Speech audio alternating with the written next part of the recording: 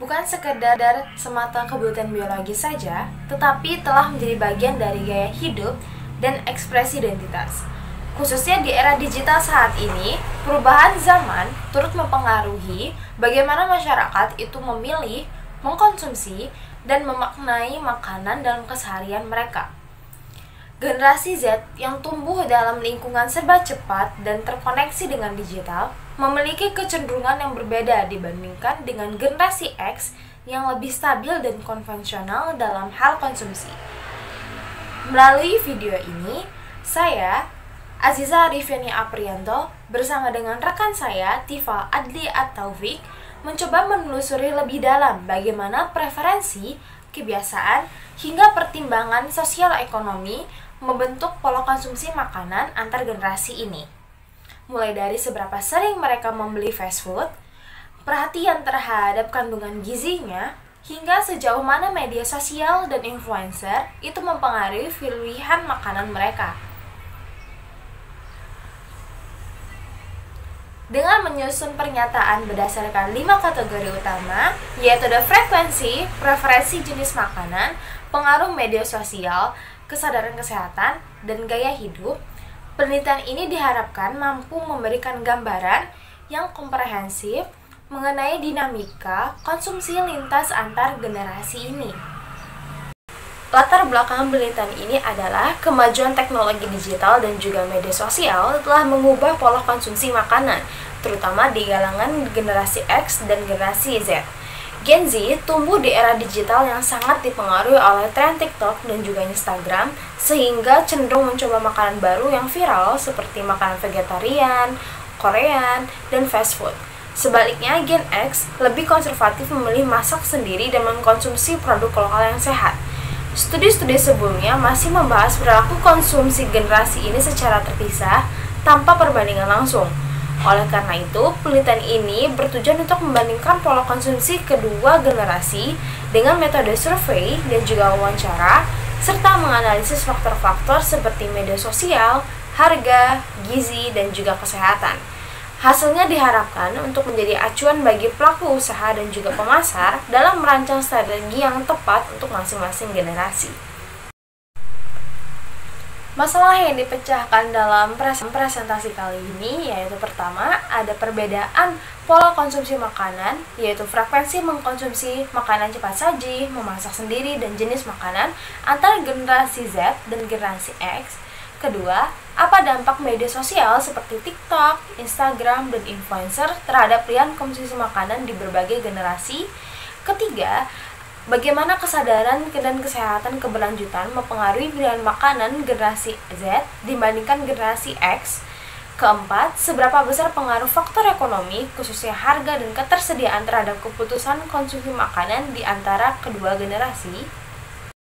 Sebelum kita masuk ke dalam inti pembahasan, kita harus tahu dulu nih deskripsi umum pola konsumsi antar generasi. Generasi Z atau Gen Z yang lahir dari tahun 1997 hingga 2012 memperlihatkan pola perilaku konsumsi makanan yang sangat dipengaruhi oleh kemajuan teknologi dan juga tren yang muncul di media sosial. Mereka cenderung memilih jenis makanan cepat saji, camilan yang mudah didapatkan, dan juga minuman yang sedang populer di kalangan mereka. Dan juga semakin tertarik pada pilihan makanan sehat seperti vegetarian. Ini menunjukkan bahwa mereka paham mengenai masalah keberlanjutan dan juga kesehatan.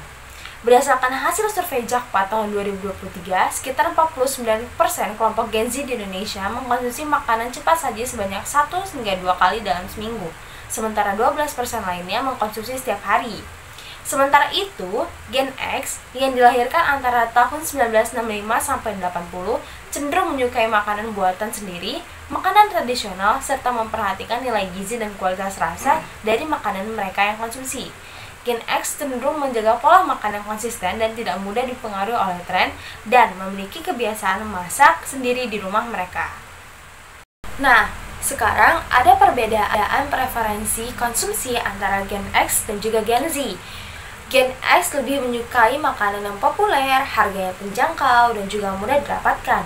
Harga dan penawaran menjadi faktor penting bagi mereka dalam menentukan pilihan makanan.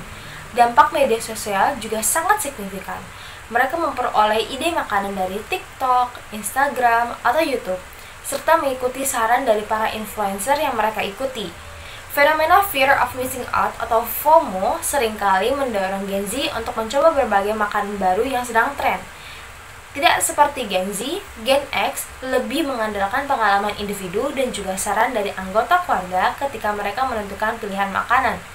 Mereka biasanya membeli bahan makanan dan memasaknya sendiri sambil memperhatikan nilai gizi dan juga kebersihan. Gen X juga cenderung tidak sering memesan makanan online, meskipun beberapa dari mereka juga mulai menyesuaikan diri dengan layanan seperti GoFood dan GrabFood. Dalam konteks perilaku konsumsi, generasi Z itu cenderung lebih sering menikmati makanan di luar rumah atau menggunakan layanan pengantaran, sementara generasi X lebih suka memasak sendiri dan juga makan di rumah. Gen Z juga cenderung menyicipi berbagai jenis makanan secara bersamaan, seperti berbagi dalam porsi kecil dengan teman-teman mereka agar dapat menjelajahi beragam cita rasa. Berdasarkan informasi yang telah diperoleh dari responden yang berasal dari Gen X dan juga Gen Z, teridentifikasi beberapa perbedaan yang mencolok dalam perilaku, pilihan, dan juga faktor yang mereka pertimbangkan dalam memilih makanan. Studi ini membandingkan cara konsumsi makanan antara Gen X dan juga Gen Z berdasarkan hasil survei dan wawancara yang kami lakukan dengan 10 responden. Kami menemukan beberapa faktor di antaranya. Pertama, ada frekuensi dan juga pola konsumsi. Berdasarkan analisis skala Likert yang berada di sebelah sini, pola konsumsi responden menunjukkan kecenderungan yang moderat. Makanan cepat saji itu mendapatkan skor 3,1 yang menunjukkan bahwa Gen Z cukup sering mengkonsumsinya karena alasan kepraktisan, meskipun bukan sebagai makanan utama. Kebiasaan memasak sendiri mendapatkan skor 3,3 mencerminkan bahwa Gen X masih mempertahankan kebiasaan ini demi menjaga kualitas dan juga kesehatan makanan. Indikator makanan 3 kali sehari mendapatkan skor 3,4 menandakan bahwa pola makanan tradisional itu masih cukup diikuti, meskipun Gen Z mulai menunjukkan bahwa fleksibilitas akibat gaya multitasking yang mereka kerjakan. Sementara itu, kebiasaan ngemil juga mendapatkan skor 3,4 yang menjadi bagian dari pola konsumsi harian, khususnya bagi Gen Z yang mengandalkan camilan untuk mengatasi ketidakteraturan waktu makan mereka. Oke, di sini saya akan melanjutkan untuk menjelaskan dari preferensi jenis makanan. Yang pertama di sini ada kecenderungan kuat terhadap makanan tradisional. Jadi Gen Z dan juga Gen X mereka menunjukkan apresiasi yang sangat tinggi, terutama kepada makanan tradisional dengan dibuktikan di sini ada skor 4,1 yang di sini mencerminkan nilai budaya dan kenyamanan yang diberikan oleh kuliner lokal tersebut. Selanjutnya di sini ada minat pada makanan internasional juga cukup tinggi. Responden khususnya Gen Z cukup terbuka terhadap makanan dari budaya luar dengan skor 3,6 sebagai bentuk eksplorasi identitas dan juga pengalaman baru yang mungkin mengutamakan rasa dan juga familiar yang baru. Nah, selanjutnya ada praktis dan juga kesehatan. Dari mereka sendiri di sini menunjukkan skor 2,8 menunjukkan bahwa kemudahan bukan prioritas utama. Jadi responden terutama generasi X mereka lebih cenderung memilih makanan yang sehat dan juga rumahan dibanding dengan makanan yang cepat saji. Nah, selanjutnya ada kesadaran gizi masih rendah terutama di kalangan Gen Z. Nah, perhatian terhadap label nutrisi tercatat paling rendah dengan skor 2,6. Jadi menandakan bahwa aspek gizi belum menjadi pertimbangan utama. Meskipun generasi X lebih peduli terhadap kualitas makanan, ternyata mereka masih menghiraukan dengan komposisi makanan tersebut. Selanjutnya ada pengaruh media sosial terhadap preferensi makanan. Yang pertama di sini ada konten makanan. Konten makanan di media sosial menarik perhatian, terutama untuk Gen Z. Kenapa? Karena Gen Z di sini cukup sering mengeksplor sosial medianya, terutama makanan viral yang ada di media sosial. Di sini tunjukkan dengan skor 3,3 yang sering mendorong keinginan mencoba makanan baru. Yang selanjutnya ada aktif mengikuti tren kuliner digital. Jadi skor di sini menjadi skor tertinggi yaitu 3,7. Di sini menunjukkan bahwa mayoritas responden aktif memantau tren makanan melalui platform seperti TikTok dan juga Instagram untuk mencari inspirasi. Yang selanjutnya ada pengaruh influencer masih sedang. Di sini menunjukkan skor 2,8. Jadi di sini menunjukkan bahwa meskipun influencer membantu viral, Tetapi pengaruh langsung dari influencer tersebut tidak sepenuhnya menentukan keputusan konsumsi makanan kepada responden. Selanjutnya ada ulasan pengguna sangat dipertimbangkan. Jadi dengan skor 3,5, ulasan dan testimoni dari sesama pengguna menjadi salah satu referensi utama sebelum mencoba makanan baru. Jadi ulasan dari pengguna atau testimoni dari pengguna ini sangat-sangat memberikan referensi kepada konsumen yang ada, dan mereka sangat berpatokan kepada ini. Terbukti dari skor yang cukup tinggi di sini. Oke, di sini ada kesadaran kesehatan. Jadi di sini yang pertama menghindari makanan tinggi gula dan lemak. Jadi skor tertinggi di sini sebesar 4,3. Jadi menandakan bahwa sebagian besar responden, khususnya Gen X, sudah sangat sadar akan risiko makanan yang tidak sehat dan juga berusaha untuk menghindarinya. Selanjutnya ada membaca label gizi. Jadi di sini skornya 3,5. Di sini menunjukkan bahwa kebiasaan membaca label gizi cukup umum. Meskipun belum merata, Gen X lebih teliti, sementara Gen Z mulai membangun kebiasaan ini melalui pengaruh media sosial. Selanjutnya ada memilih makanan berdasarkan dampak jangka panjang. Di sini skor menunjukkan 3,3, 3,7 menunjukkan bahwa responden mempertimbangkan dengan kesehatan jangka panjang dalam memilih makanan. Jadi Gen X lebih konsisten dalam hal ini, sementara Gen Z masih dalam tahap adaptasi. Selanjutnya ada konsumsi buah dan sayur. Di sini skor 3,8, jadi mencerminkan bahwa pola makan sehat mulai menjadi rutinitas. Gen X menunjukkan pola yang lebih stabil, sedangkan Gen Z mulai mengikuti tren makanan berbasis tumbuhan yang sedang berkembang sekarang. Selanjutnya ada faktor ekonomi dan gaya hidup. Di sini yang pertama harga sebagai pertimbangan utama. Jadi skor tertinggi di sini sebesar 4,5 yang menunjukkan bahwa mayoritas responden sangat memperhatikan harga saat memilih makanan. Ini menjadi faktor dominan dalam keputusan konsumsi, terutama di tengah kondisi ekonomi global yang saat ini. Selanjutnya ada kesiapan membayar lebih untuk makanan sehat. Jadi di sini skor 3,5 menunjukkan bahwa responden, khususnya Gen Z, mulai bersedia membayar lebih untuk makanan sehat atau organik. Meski belum mayoritas, tren ini mulai berkembang seiring meningkatnya kesadaran akan kualitas makanan. Yang selanjutnya ada kemudahan akses makanan. Jadi di sini dengan skor 4,2 dapat disimpulkan bahwa ketersediaan dan juga kemudahan mendapatkan makanan, baik secara fisik maupun online, sangat mempengaruhi pola konsumsi. Praktis dan cepat menjadi faktor yang penting, terutama bagi Gen Z sendiri. Selanjutnya ada pengelolaan anggaran untuk makan di luar. Jadi skor 3,5 mencerminkan perhatian responden terhadap alokasi dana untuk kuliner. Jadi Gen X cenderung lebih terencana, sedangkan Gen Z lebih fleksibel dan kadang impulsif, namun mulai belajar mengatur keuangan dari generasi-generasi sebelumnya. Jadi di sini permasalahan dan juga tantangan konsumsi makanan antar generasi. Jadi berdasarkan survei yang telah kami lakukan, terdapat 4 tantangan utama yang muncul dari perbedaan konsumsi antara Gen Z dan juga Gen X. Nah, yang pertama adanya kurangnya pemahaman gizi pada Gen Z. Jadi di sini Gen Z cenderung memilih makanan yang lebih instan dan juga viral karena emang mengikuti tren tersebut. Jadi meskipun Gen Z di sini sudah mulai sadar akan gizi, jadi karena kurangnya keterampilan memasak mereka, hal itu pun membuat mereka menjadi lebih bergantung pada makanan cepat saji yang tentunya itu belum tentu sehat. Nah, yang kedua, adanya keterbatasan adaptasi teknologi oleh Gen X. Jadi Gen X di sini masih sangat kurang mengikuti perkembangan teknologi dan juga media sosial dalam mencari informasi makanan, sehingga tertinggal dari inovasi pola konsumsi berbasis digital yang dikuasai oleh Gen Z. Nah, selanjutnya yang ketiga, adanya dampak media sosial yang tidak seimbang. Jadi Gen Z sering sekali terbawa tren yang dimana mereka selalu mengikuti tren, terutama dari influencer yang membuat tren itu ada, dan juga karena pun itu yang bisa memicu mereka membuat keputusan konsumsi yang menjadi impulsif, jadinya kurang rasional dan juga rentan terhadap makanan-makanan yang kurang sehat. Nah, yang selanjutnya keempat ada perbedaan prioritas dalam pengeluaran. Jadi di sini Gen X fokus sekali pada yang namanya kualitas dan juga kebersihan, dan juga mereka lebih dominan memilih makanan-makanan yang memang itu terbentuk secara tradisional. Sedangkan untuk Gen Z mereka lebih mementingkan kepraktisan dan juga keberagaman dan juga mengikuti tren yang ada. Karena memang Gen Z lebih cenderung aktif di sosial media.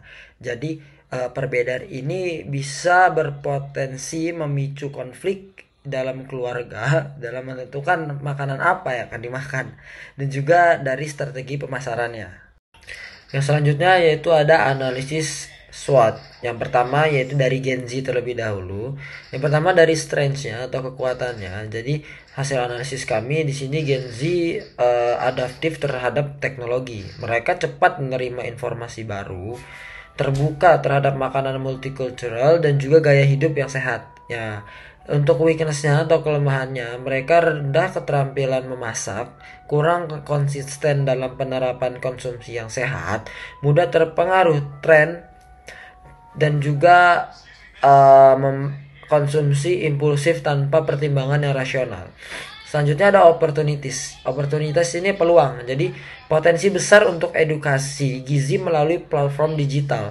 Pasar yang besar untuk produk makanan sehat dan juga inovatif. Nah, yang selanjutnya itu ada threats atau ancaman. Jadi di sini risiko kesehatan akibat konsumsi yang impulsif tadi, manipulasi informasi oleh influencer juga yang sangat-sangat tidak kredibel, serta kecanduan makanan-makanan instan.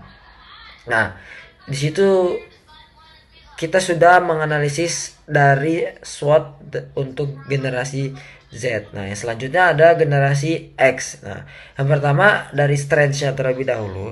Jadi untuk analisisnya yaitu stabilitas pada pola makan. Jadi Gen X ini lebih stabil dalam pola makannya dan juga kesadaran gizi mereka sangat tinggi ya. Kemampuan memasak dan juga kontrol pengeluaran yang juga tinggi. Yang selanjutnya ada weakness atau kelemahannya. Jadi kelemahannya apa? Yaitu kurang mengikuti inovasi teknologi makanan, yang dimana rendahnya ekspos terhadap informasi digital terbaru. Nah, selanjutnya ada opportunities atau peluang, yang dimana potensi untuk mengadopsi aplikasi kesehatan atau nutrisi pengembangan makanan sehat tradisional. Di situ menjadi peluang bagi generasi X.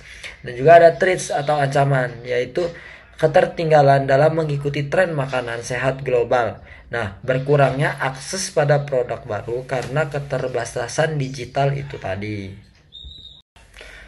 Yang selanjutnya ada rekomendasi strategi konsumsi makanan untuk Gen Z dan juga Gen X. Yang pertama ada digital branding untuk Gen Z. Jadi di sini Gen Z kan tumbuh dengan internet dan juga media sosial. Jadi mereka itu sangat akrab sekali dengan konten digital yang cepat dan juga sangat visual. Jadi oleh karena itu, merek makanan harus memanfaatkan platform seperti TikTok, Instagram, Reels atau YouTube Short kemungkinan untuk menyampaikan pesan yang menarik dan juga informatif. Jadi konten harus bersifat edukatif dan juga menghibur, seperti resep makanan sehat yang sedang tren atau tips makanan bergizi.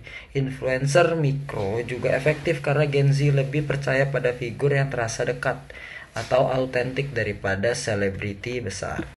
Yang kedua ada konten edukasi gizi yang menarik. Jadi meskipun belum semua Gen Z menjalani pola makan yang sehat, mereka itu sering menunjukkan minat terhadap gaya hidup sehat. Jadi konten-konten gizi ini harus dibuat sesederhana dan semenarik mungkin agar mudah dipahami dan juga dibagikan. Misalkan seperti perbandingan antara makanan viral dan juga makanan yang sehat. Jadi bisa juga membuat seperti tips menghindari gula berlebih atau membongkar mitos seputar makanan cepat saji. Jadi format seperti carousel Instagram, video reaksi, dan meme juga dapat membuat edukasi gizi yang lebih menyenangkan dan juga dapat diterima sebagai bagian dari gaya hidup. Yang ketiga yaitu ada kolaborasi antara generasi, ini seperti co-branding. Karena nilai dan juga preferensi Gen Z dan Gen X itu berbeda jauh. Jadi kolaborasi antara generasi bisa jadi solusi yang efektif ya. Jadi Gen X biasanya punya kebiasaan makan sehat dan tradisional, sedangkan Gen Z lebih kreatif dan juga melek teknologi. Contohnya seperti resep mama dan anak yang memperlihatkan makanan tradisional oleh Gen X dan versi modern yang disajikan oleh Gen Z. Ini dapat memperkuat hubungan emosional dengan merek sekaligus menjembatani perbedaan nilai antar generasi. Nah, di sini yang keempat ada co-branding antar generasi. Jadi kolaborasi antar generasi dalam konten edukatif produk seperti program memasak ibu dan anak atau program atau produk yang menggabungkan resep tradisional dan juga versi modern yang dapat memperkuat brand dan juga daya tarik pasar. Nah, yang terakhir yaitu ada kesempatan produk digital dan layanan tambahan seperti pemanfaatan teknologi seperti aplikasi gizi, rekomendasi makanan, beserta algoritma dan program loyalitas digital dapat memperkuat hubungan dengan pelanggan. Gen Z dapat bergabung dalam komunitas online gaya hidup yang sehat, sedangkan Gen X dapat diuntungkan dengan layanan konsultasi gizi dan edukasi tambahan. Yang keempat ada strategi CRM dan juga segmentasi pasar yang tepat. Jadi karena perilaku konsumsi yang berbeda, pendekatan Customer Relationship Management atau CRM sendiri juga harus disesuaikan. Jadi di sini Gen Z menyukai sistem reward digital seperti poin, badge, dan juga voucher elektronik yang interaktif dan juga bisa ditukar gitu. Jadi sementara Gen X lebih menghargai stabilitas, kualitas, program loyalitas yang konsisten seperti diskon berkala dan paket makanan keluarga. Dengan memanfaatkan data konsumsi ini, bisnis bisa memberikan rekomendasi produk dan penawaran yang lebih personal sesuai kebutuhan masing-masing generasi. Di sini yang selanjutnya ada implikasi bisnis dari perbedaan generasi dalam konsumsi makanan. Yang pertama yaitu ada segmentasi pasar berdasarkan generasi. Jadi di sini pelaku usaha harus membagi pasar sesuai generasi untuk pesanan yang tepat. Jadi Gen Z lebih responsif terhadap konten visual, interaktif dan juga edukatif lewat platform digital, sementara Gen X lebih mengutamakan kualitas produk, bukti sosial dan juga nilai fungsi makanan.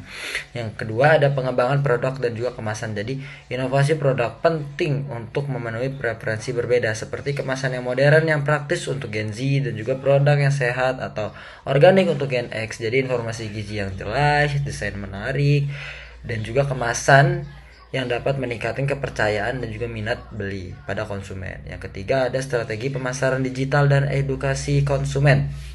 Jadi media sosial ini harus digunakan secara strategis untuk edukasi, terutama bagi Gen Z lewat konten-konten yang viral, influencer dan juga di platform seperti TikTok atau Instagram. Untuk Gen X, pendekatan yang lebih tradisional seperti komunitas, artikel informatif atau testimoni dari teman ke teman dari konsumen itu lebih efektif.